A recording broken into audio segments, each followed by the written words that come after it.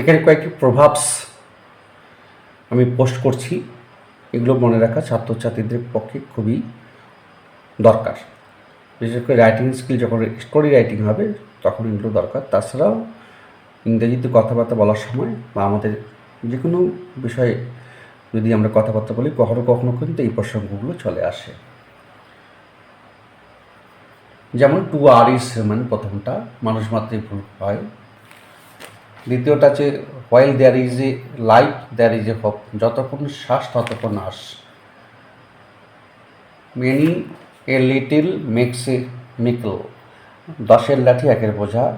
Many men many minds, নানা মুনি নানা মত। পেনি ওয়াইস পাউন্ড ফুলিশ, বজ্র আটুটি ফসকা গেল।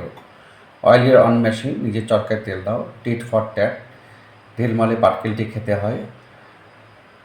Half a loaf is better than no loaf, নাই মাওয়ার চেয়ে কানা মাওয়া ভালো।